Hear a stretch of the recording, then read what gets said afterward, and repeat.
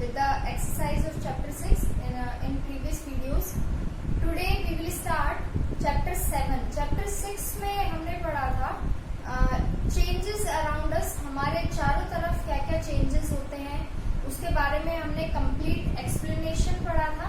Chapter 7 भी हमारे चारों तरफ के चेंजेस ही हैं. थिंग्स अराउंड अस हम पढ़ेंगे चैप्टर 7, जिसमें हम देखेंगे कि हमारे चारों तरफ किस किस तरह की चीजें होती हैं. सबसे मेन जो हम पार्टीशन करेंगे वो करेंगे living beings and non living beings में, कि लिविंग बीइंग्स क्या होते हैं, नॉन लिविंग थिंग्स क्या होती हैं. लिविंग थिंग्स आप सभी को नॉर्मली पता होगा, लेकिन इसमें इस चैप्टर में हम डिफरेंशिएट करेंगे लिविंग थिंग्स को नॉन लिविंग थिंग्स से, और कैरेक्टरिस्टिक्स ऑफ लिविंग थिंग्स पढ़ेंगे. इसमें मेन चैप्टर 7 स्टार्ट हो रहा है पेज नंबर 60 से. मेन जो की पॉइंट्स हैं कि हम इसमें क्या पढ़ने वाले हैं, इस चैप्टर में 3 ही की पॉइंट्स दिए हैं. सबसे first is common features of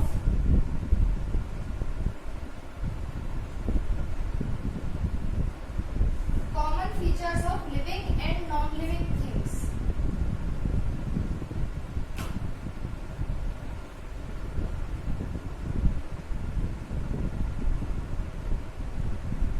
क्या कॉमन होता है लिविंग और नॉन लिविंग में. सेकेंड हम पढ़ेंगे differences between living and non living.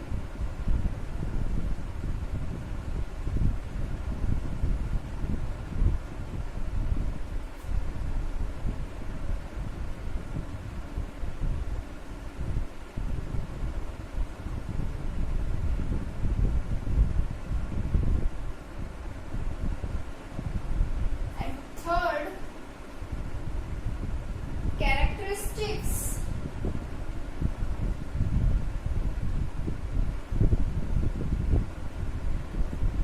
of living things.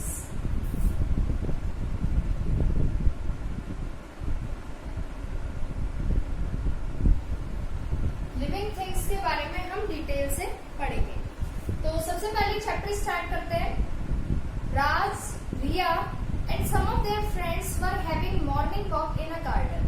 राज, रिया और उनके साथ उनके कुछ फ्रेंड्स थे जो मॉर्निंग वॉक पर हैं गार्डन में. Suddenly one of them went to pluck a flower from a plant. एक फ्रेंड है जिसने ट्राई किया है एक प्लांट से फ्लावर प्लक करने का.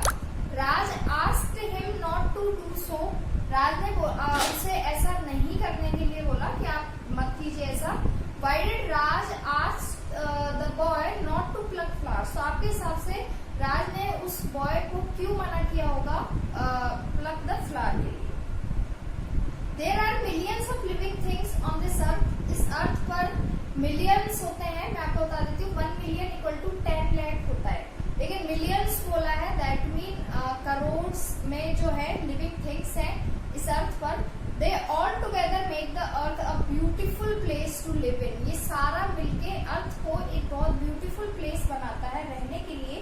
Therefore it is important for us to know about them and try our level best to preserve them. So that's why कि हमें उन सभी के बारे में जानना चाहिए और उन्हें प्रिजर्व करने की ट्राई करना चाहिए. They all have an important role to play in the chain of lives. Lifes के जो चेन बनी हुई है इसमें सभी का एक एक इम्पोर्टेंट रोल है. This chapter makes you aware of the different features of the living things.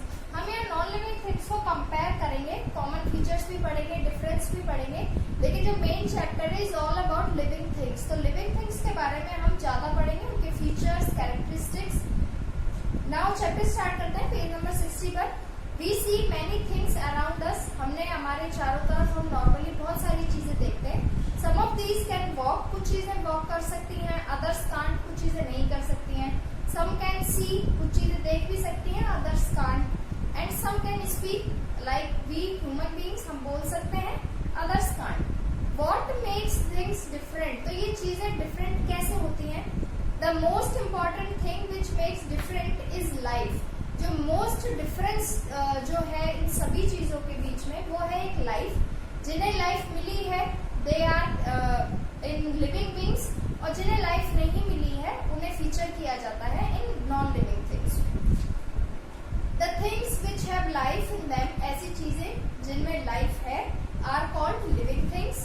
And the things which do not life in them are called non living things. और ऐसी चीजें जहां पर लाइफ नहीं है, जिनके अंदर लाइफ नहीं है, वो नॉन लिविंग थिंग्स है। एग्जाम्पल क्या है? एनिमल्स हो, प्लांट्स हैं and human beings. Animals life है इनके अंदर, प्लांट्स के अंदर भी लाइफ है। जब तक डेड नहीं होता है कोई भी प्लांट, वो लिविंग थिंग्स में ही आता है। Are living things and all man made things, जो हम बनाते हैं जितनी भी चीजों को, चाहे वो प्लास्टिक हुआ या फिर रबर हुआ या कोई भी चीज, वुड, जिस चीज में लाइफ नहीं है वो सारी नॉन लिविंग थिंग्स के अंदर फीचर होती है। इसके बाद आते हैं हमारा जो फर्स्ट पॉइंट स्टार्ट होता है, that is common features of living and non living things. Living and non living things में कॉमन फीचर क्या होता है, क्या कॉमन होता है? पेज नंबर 61 पर है ये। Living and non living things have some common features. Living और नॉन लिविंग थिंग्स में बहुत सारा कॉमन फीचर्स होते हैं। All of them have mass. सबसे मेन, कितनी भी लिविंग थिंग्स होंगी सभी में मास होता है कुछ ना कुछ। उनका सबका जो शेप होता है वो भी डिफाइन होता है, कुछ स्ट्रक्चर होता है। और सबसे मेन, जितनी भी लिविंग और नॉन लिविंग थिंग्स हैं सब दे बोथ ऑक्यूपाई स्पेस। जगह सारी चीजें घेरती हैं, चाहे वो लिविंग हो या फिर नॉन लिविंग हो। All living and non living things are made up of structural units. मतलब ये है कितनी भी लिविंग थिंग हो या नॉन लिविंग थिंग हो, स्ट्रक्चरल यूनिट होती है, एक फिक्स्ड स्ट्रक्चर होती है हर चीज की। A molecule is the structural unit of non living things. सबसे मेन, जो सबसे छोटी चीज मानी गई है नॉन लिविंग थिंग्स की, जो यूनिट मानी गई है सबसे छोटी, that is a molecule. Similarly a cell is the structural unit of living things. एक जो सेल होती है वो एक स्ट्रक्चरल यूनिट होती है लिविंग थिंग्स की। आपको ये हमेशा याद रखना है। नॉन लिविंग थिंग्स का जो सबसे छोटा पार्ट होता है दैट इज मॉलिक्यूल, ये आपको अंडरलाइन करना है। और जो लिविंग थिंग्स होती है उसका सबसे छोटा पार्ट होता है एक सेल। सेल और सेल मिलकर टिश्यू बनता है, टिश्यू से टिश्यू मिलकर ऑर्गन बनता है, ऑर्गन से ऑर्गन मिलकर एक पूरा ऑर्गन सिस्टम बनता है, और सारे ऑर्गन सिस्टम मिलकर एक ऑर्गेनिज्म बनाते हैं, जैसे कि हम हैं या कोई भी प्लांट है या कोई भी एनिमल है। तो जो जितनी भी लिविंग थिंग्स हैं जो सांस ले रही हैं, उन सब का जो सबसे छोटा पार्ट होता है वो एक सेल होता है, जो हम क्लास 8th में कंप्लीट डिटेल पढ़ेंगे सेल के बारे में। यहाँ आपको सिर्फ एक लाइन में इतना याद रखना है कि जो सेल है वो सबसे छोटा पार्ट होता है लिविंग थिंग्स का, और नॉन लिविंग थिंग्स का सबसे छोटा पार्ट होता है molecule.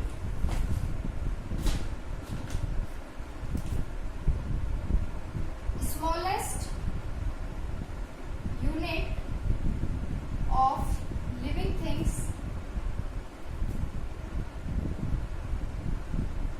is cell and smallest unit of non-living things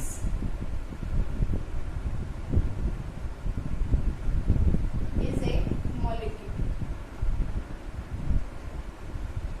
तो ये 1 मार्क में आपको याद रखना है।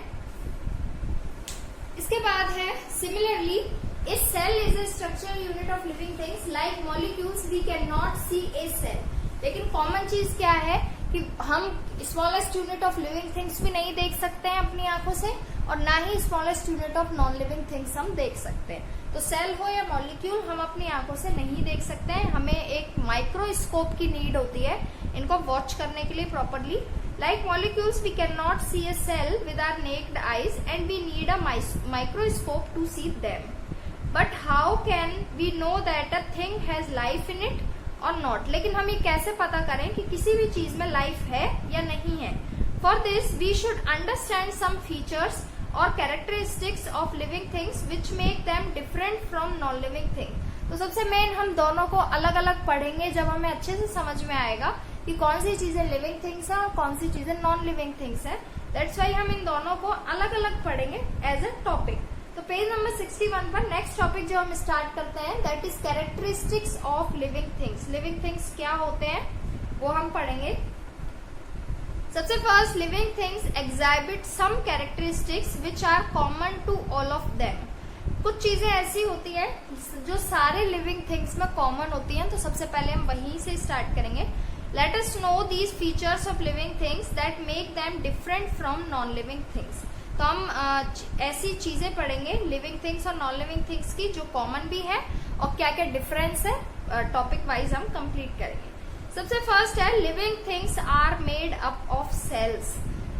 जितने भी लिविंग थिंग्स हैं, जैसे कि हमने अभी पढ़ा है smallest unit of living things cell होता है।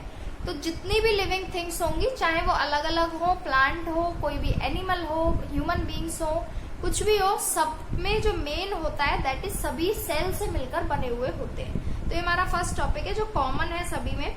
स्टार्ट करते हैं topic. The body of all living organism is made up of cell. जितने भी लिविंग ऑर्गेनिज्म है सभी की बॉडी है जो सेल से मिलकर बनी हुई है। It is the smallest structural and functional unit of life.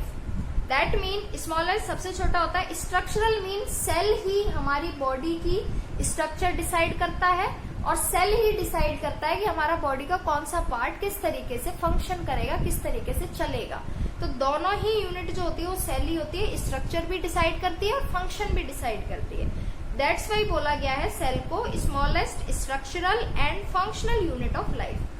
On the basis of the number of cells, animals can be classified as unicellular और multicellular। अब मेन टॉपिक जो आता है that is unicellular और multicellular क्या होता है। अभी हमने पढ़ा है जो स्मॉलेस्ट यूनिट होती है लिविंग थिंग्स की that is cell।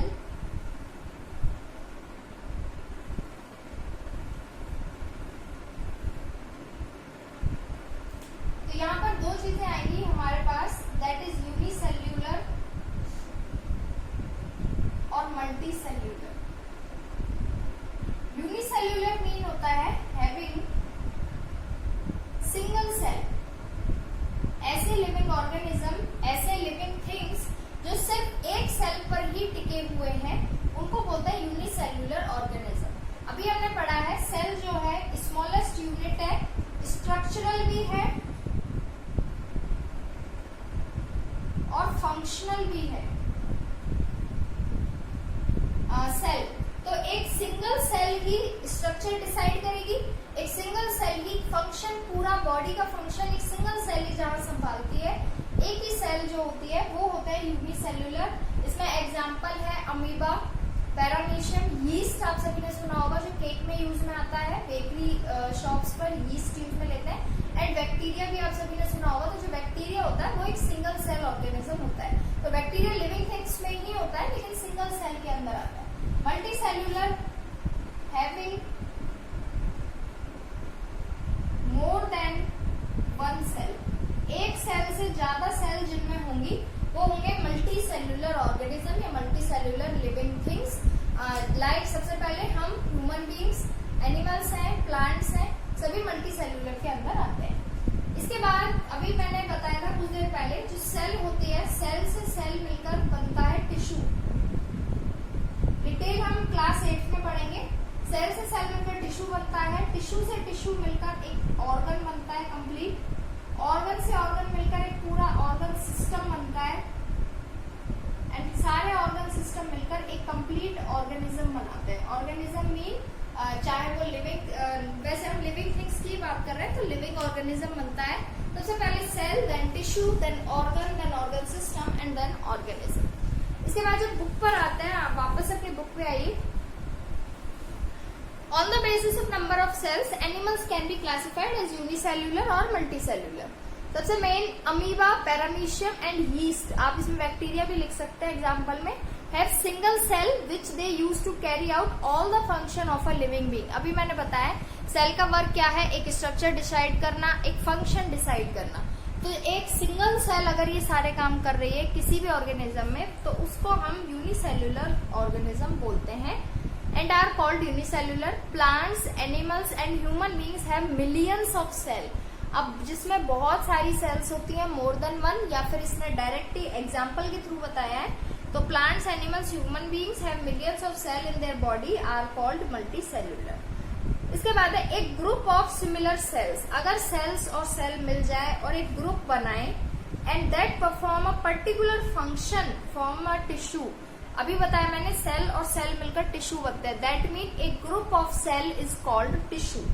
इसके बाद एक group of tissue is called organ, एक group of organ is called organ system and एक group of organ systems are called a organism. तो आप इन सभी की कंप्लीट डेफिनेशंस बना सकते हैं अगर आपको सीक्वेंस याद रहे तो। A group of similar cells that perform a particular function form a tissue. A group of tissue which perform one or more function in body forms an organ. A group of organs interacting with one another to perform a particular life process forms an organ system. And many organ system together form an organism. तो जरूरी नहीं है आप इसकी जैसी definition ही complete याद रखें, आप वन लाइन में याद रख सकते हैं। A group of cell is called tissue. A group of tissue is called organ. A group of organ is called organ system and a group of organ systems are called organism. तो यहाँ हमने ये अपना first topic है जो common था, living things are made up of cells, की सारी जितनी भी चीजें हैं सब सेल से मिलकर बनता है, ये हमने कंप्लीट किया है। इसके बाद पेज नंबर 61 पर ही नेक्स्ट टॉपिक है लिविंग थिंग्स ग्रो। जितनी भी लिविंग थिंग्स होती है सब ग्रो करती हैं, ग्रोथ होती है उनमें कुछ ना कुछ। You look different now than when you were a baby. हम 2 years पहले अलग थे, आज अलग हैं, अपने बचपन में हम अलग थे। तो दैट मीन क्या है कि हमें ग्रोथ होती है day by day. Your height and weight have increased, हमारी हाइट और हमारा वेट सब कुछ इंक्रीज होता है। In a few years you will become an adult, आप भी कुछ साल बाद एडल्ट बन जाएंगे। ऑल लिविंग थिंग्स ग्रो, सारी जितनी भी लिविंग थिंग्स है ग्रोथ करती हैं। एंड चेंज भी होती हैं। Ultimately they grow old and die, और ये भी फिक्स है कि चीजें बढ़ती जाती हैं, ओल्ड होती जाती है, एंड लास्ट में ऑल लिविंग थिंग्स को डाई ही होना है, मरना ही है।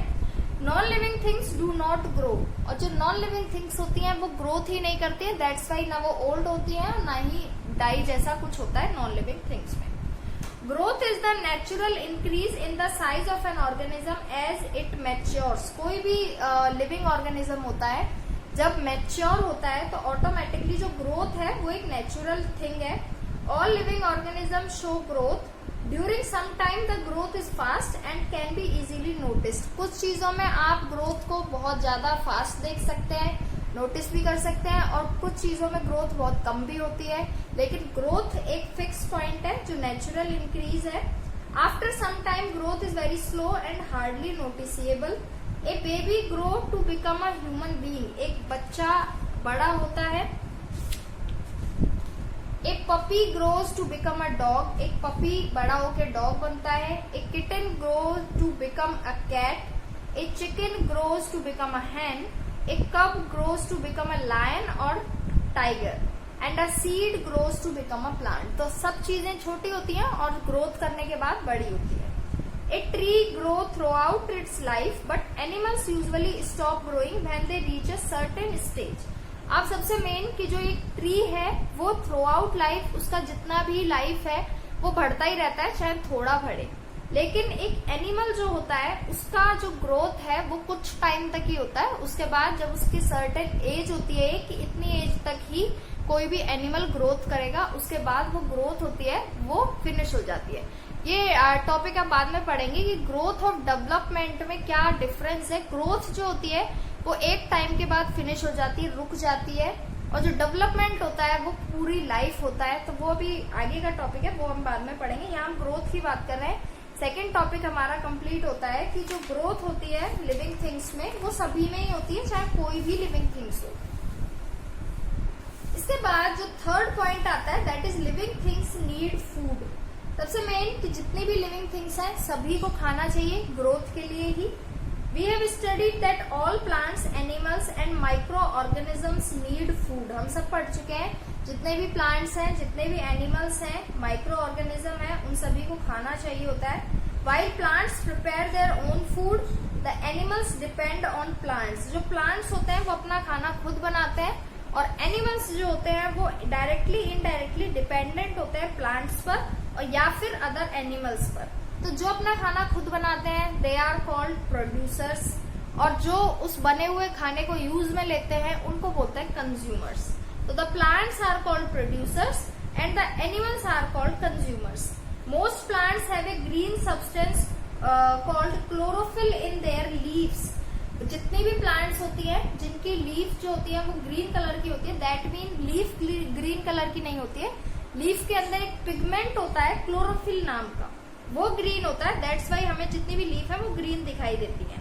विच enables them to make their own food using sunlight, carbon dioxide from the air and water from the soil. This process is called photosynthesis.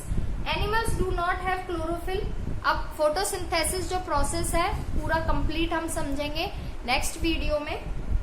Animals में जो होता है ये प्रोसेस फोटोसिंथेसिस नहीं होता है क्योंकि उनके पास क्लोरोफिल नहीं होता है। तो क्लोरोफिल एक ऐसा पिगमेंट है जिसकी वजह से प्लांट्स होते हैं जो अपना खाना खुद बनाते हैं। So they can not make their own food, they eat plants और other animals. Some plants such as mushroom do not have chlorophyll and mostly grow on dead animals और plants and get their food from them. और तीसरे types होते हैं जो बिल्कुल ही dead होते हैं, जो ना अपना खाना खुद बनाते हैं, दैट्स वाई वो किसी और प्लांट पर डिपेंडेंट होते हैं। तो ये सारा चीज डिटेल में आपकी क्लास 7th में मिलेगा। यहाँ पर आपको सिर्फ इसके बारे में समझना है क्या होता है प्रोड्यूसर्स, कंज्यूमर्स, क्लोरोफिल, फोटोसिंथेसिस। ये अब नेक्स्ट वीडियो में हम डिटेल से पढ़ेंगे। The food is used by plants and animals to get energy, which is used to perform different functions. Food की जरूरत क्यों है? Living things need food to grow, growth के लिए, to remain healthy, healthy रहने के लिए, and to fight disease, जितनी भी बीमारियां हो उसे लड़ने के लिए खाने की जरूरत होती है। The process of living beings to obtain food and use it to get energy is called nutrition. तो जो nutrition word होता है that mean हम खाना intake करते हैं, उस process को बोलते हैं nutrition। और नेक्स्ट वीडियो में हम फोटोसिंथेसिस, क्लोरोफिल क्या है, इस टॉपिक को डिटेल में पढ़ेंगे।